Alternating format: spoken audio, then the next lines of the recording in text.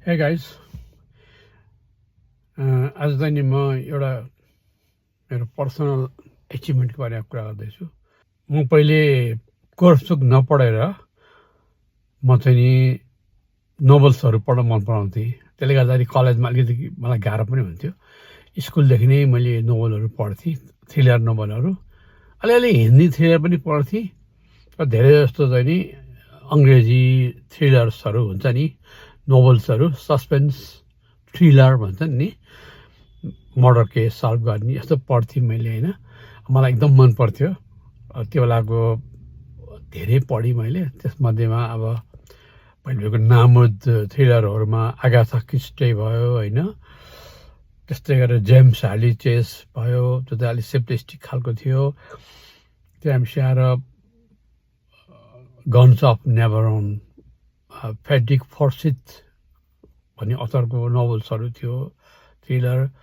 त्यहाँपछि आएर Arthur heli भन्ने हुनुहुन्थ्यो, हुनुहुन्छ होला अहिले पनि। उहाँको किताबहरू चाहिँ अब फ्रम एयरपोर्ट टु व्हिलर भनेको यो कार बनाउने कम्पनीदेखि लिएर ब्याङ्किङ सेक्टर सबैको उहाँले चाहिँ नि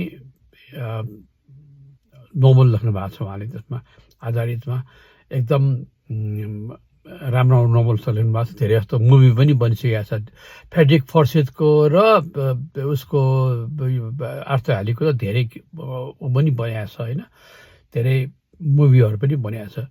त्यो गर्दा गर्दा मलाई चाहिँ I grew up reading books होइन, मलाई बानी लाग्यो, थ्रिलर मन पर्न थाल्यो।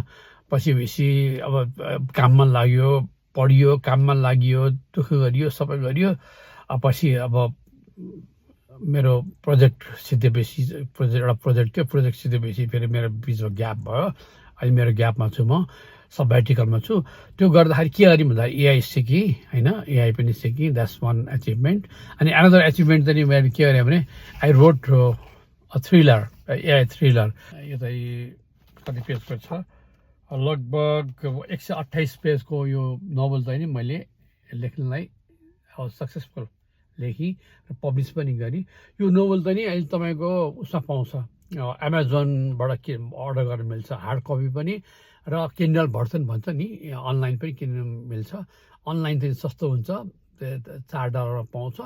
तर चाहिँ नि बुक यो चाहिँ नि हार्ड कभर चाहिँ नि यसलाई चाहिँ नि $13.99 भनेको लगभग $14 जति पर्छ। त्यो चाहिँ हार्ड कपी घरसम्म पुर्याइदिन्छ।